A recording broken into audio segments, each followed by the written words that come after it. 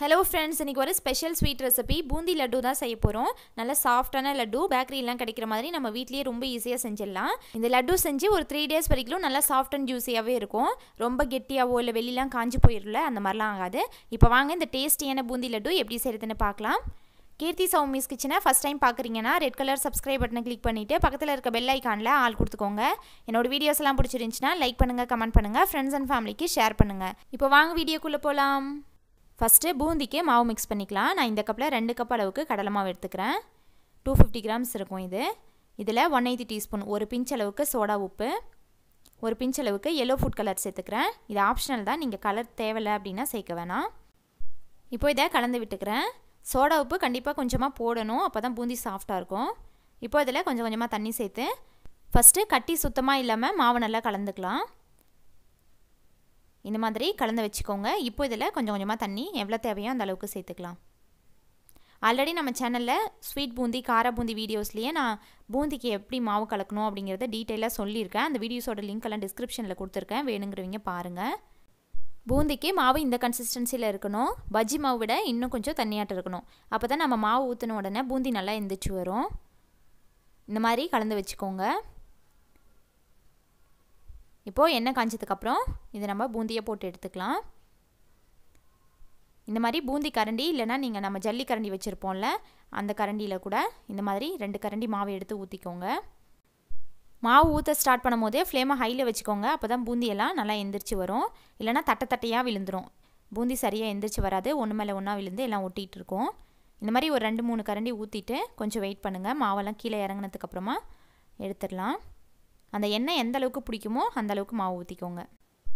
எண்ணெயில இருந்து பூந்தி கரண்டி எடுத்த உடனே ஃப்ளேமை லோல வச்சுக்கோங்க. இல்லனா கார பூந்திக்கு மாதிரி ரொம்ப கிறிஸ்பி ஆயிரும் பூந்தி. இப்போ இத எடுத்ததுக்கு அப்புறமா ஒரு 30 செகண்ட் மட்டும் தான் இந்த பூந்தி எண்ணெயில இருக்கணும். அதுக்கு மேல இருந்துச்சுனா ரொம்ப கிறிஸ்பி ஆயிரும். அந்த மாதிரிலாம் விட கூடாது. பூந்தி நல்லா சாஃப்ட்டாவே இருக்கணும் லட்டுக்கு. அப்பதான் ஈஸியா லட்டு பிடிக்கிறதுக்கு வரும். இந்த மாதிரி லைட்டா mix பண்ணி விட்டு ஒரு 30 செகண்ட்ல டக்குன்னு வெளிய எடுத்துறணும் பூந்தி எல்லாத்தையும். இல்லனா கிறிஸ்பி ஆயிரும். இந்த மாதிரி ஒரு ஸ்ட்ரெயினர் இருந்துச்சுனா எண்ணெய் வடியிறதுக்கு அது மேல போட்டுக்கோங்க. இதே மாதிரி நான் எல்லா பூந்தியும் போட்டு எடுத்துக்கிறேன். அவ்வளவுதான், எல்லா பூந்தியும் ரெடி. பூந்தி வந்து நல்லா இப்படி எடுத்து நசுக்கி பாத்தீங்கன்னா சாஃப்ட்டா இருக்கணும். கிறிஸ்பியா ஆக கூடாது.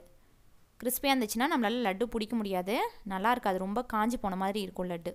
இப்போ லட்டுக்கு பாகு காய்ச்சிக்கலாம். நான் ஆல்ரெடி பாதுஷா செஞ்சோம்ல அதுலயே கொஞ்சமா பாகு இருந்துச்சு. நான் அதையும் யூஸ் பண்ணிக்கிறேன். இப்போ அதே பாகுல 1 கப் சர்க்கரை சேர்த்துட்டு கொஞ்சமா தண்ணி சேர்த்து இந்த சர்க்கரை நல்லா கரையட்டும். நீங்க ஃப்ரெஷா பாகு காய்ச்சறீங்கன்னா 2 கப் கடலை மாவு சேர்த்தோம்ல அதுக்கு 2 கப் சர்க்கரை சேர்த்து கொஞ்சமா தண்ணி சேர்த்து கரைச்சுக்கோங்க. கரெக்ட்டா இருக்கும் ஸ்வீட். இதெல்லாம் 2 ஏலக்காய் மட்டும் தட்டி போட்டுருக்கேன். பாகு பதம் வந்து ஒரு அரை கம்பி பதம் வந்தா போதும். நம்ம இன்னைக்கு நல்ல சாஃப்ட்டான லட்டு தானே செய்ய போறோம். ஒரு கம்பி பதம் அளவுக்குலாம் விட்டுட்டோம் அப்படினா லட்டு ரொம்ப கெட்டியா வெளியலாம் கொஞ்சம் ட்ரையா இருக்கும். சோ அந்த மாதிரிலாம் வந்துரும். அதனால இந்த மாதிரி செக் பண்ணிக்கோங்க. நல்லா பிசுபிசுன்னு இருக்கணும். ஒரு அரை கம்பி பதம் லைட்டா அந்த மாதிரி எடுத்து விட்டீங்க அப்படினா அது அப்படியே உடையணும். கம்பி நல்லா ஒரு கம்பிலாம் வர கூடாது. இந்த மாதிரி செக் பண்ணிக்கோங்க. இப்போ இதெல்லாம் நம்ம செஞ்சு வச்சிருக்க பூந்தியை சேர்த்துக்கலாம். பாகு நல்லா சூடா இருக்கும்போதே சேர்த்தோம் அப்படினா பூந்திக்குள்ள நல்லா பாகுலாம் இறங்கும். இப்போ இதெல்லாத்தையும் சேர்த்துட்டு நல்லா இத கலந்து விட்டு மூடி போட்டு மூடி வச்சிரலாம். ஒரு 5 நிமிஷம் இது நல்லா ஊறட்டும். பாகு நல்லா பூந்திக்குள்ள போனாதான் லட்டு பிடிக்கிறதுக்கும் ஈஸியா இருக்கும். ஒரு 10 நிமிஷம் இது நல்லா ஊறட்டும். இப்போ லிட் க்ளோஸ் பண்ணி மூடி வச்சிரலாம். இப்போ லட்டுல சேர்க்கிறதுக்கு கொஞ்சமா முந்திரி பருப்பு நெய்ல வறுத்துக்கலாம். 1 டீஸ்பூன் நெய் விட்டுருக்கேன். நெய் மெல்ட் ஆனதும் இதல ஒரு 10 முந்திரி பருப்பு இந்த மாதிரி குட்டியா கட் பண்ணி சேர்த்துக்கிறேன். முந்திரி பருப்பு 1 நிமிஷம் வறுபட்டு லைட்டா கலர் சேஞ்ச் ஆகட்டும். இது கூட நீங்க வேணும்னா திராட்சை கூட சேர்த்துக்கலாம். அவ்வளவுதான், இப்போ எடுத்துக்கலாம் அத. இப்போ ஒரு 10 மினிட்ஸ் ஆயிருச்சு. சக்கரை பாகு ஒரு 3/4 வாசி அளவுக்கு பூந்திக்குள்ள நல்லா இறங்கிடுச்சு. இன்னும் கொஞ்சம் தான் இருக்கு. இப்போ இதில இருந்து கொஞ்சமா பூந்தி எடுத்து நம்ம அரைச்சி சேர்த்துக்கலாம். நம்ம இதே பூந்தியை இப்படியே கையில உருண்டை பிடிச்சோம் அப்படினா லட்டு பிடிக்க முடியாது. அதனால இதில இருந்து கொஞ்சமா எடுத்து மிக்ஸில பவுடர் மாதிரி இந்த மாதிரி அரைச்சிட்டு சேர்த்து பிசைஞ்சோம் அப்படினா ஈஸியா லட்டு பிடிக்க முடியும். இந்த மாதிரி பிடிச்சா ஈஸியாவும் இருக்கும், டேஸ்டும் நல்லா இருக்கும். இப்போ இத ஒரு தட்டல எடுத்துட்டு நம்ம வறுத்த முந்திரி பருப்பு அதுக்கு அப்புறம் அரைச்ச பூந்தி இதெல்லாத்தையும் சேர்த்து நல்லா mix பண்ணிக்கலாம். இப்போ இது ஒரு 5 மினிட்ஸ் அப்படியே வெச்சிரலாம். இன்னும் கொஞ்சம் நல்லா ட்ரை ஆகட்டும். அப்பதான் லட்டு பிடிக்கிறதுக்கு ஈஸியா இருக்கும். இப்போ பாருங்க ஒரு 5 மினிட்ஸ்க்கு அப்புறம் இது கொஞ்சம் கெட்டியா இருக்கு. நல்லா கையில் போட்டு பிசைஞ்சு விட்டுருங்க. அப்போ தான் லட்டு பிடிக்கிறதுக்கு ஈஸியாக இருக்கும். கையில் கொஞ்சமாக நெய் தடவிட்டு இந்த மாதிரி கொஞ்சம் கொஞ்சமாக எடுத்து லட்டு பிடிச்சிக்கலாம். பாகு பதம் கரெக்டாக இருந்துச்சுன்னா ஈஸியாக லட்டு பிடிக்க வரும்.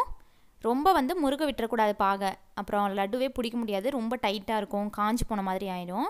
இப்போது இதே மாதிரி நான் எல்லா லட்டும் பிடிச்சிட்டேன். இப்போ பார்க்குறதுக்கு தான் ரொம்ப இலக்கமாக இருக்கிற மாதிரி இருக்கும். இன்னும் ஒரு 2 மணி நேரம் ஆச்சு அப்படின்னா மேலெல்லாம் கொஞ்சம் ட்ரை ஆகிட்டு நல்லா சாஃப்டாக இருக்கும் லட்டு. அவ்வளோதான், இதை அப்படியே வச்சிடலாம். இது நான் செஞ்சுட்டு அடுத்த நாள் உடச்சி காட்டுறேன். பாருங்கள், ஒரு நாளுக்கு அப்புறமும் கூட ரொம்ப கெட்டியாகாமல் நல்லா சாஃப்ட் அண்ட் ஜூஸியாகவே இருக்கும். அவ்வளோதான் ஃப்ரெண்ட்ஸ், நம்மளோட சாஃப்டான ஜூஸியான லட்டு சூப்பராக ரெடி ஆயிடுச்சு. இந்த ரெசிபி நீங்களும் கண்டிப்பாக ட்ரை பண்ணிட்டு ஃபீட்பேக் கமெண்ட்ஸில் சொல்லுங்கள். இந்த வீடியோ பிடிச்சிருந்துச்சுன்னா லைக் பண்ணுங்கள், ஷேர் பண்ணுங்கள். கீர்த்தி சௌமிஸ் கிச்சனை சப்ஸ்கிரைப் பண்ணுங்கள். தேங்க்ஸ் ஃபார் வாட்சிங்.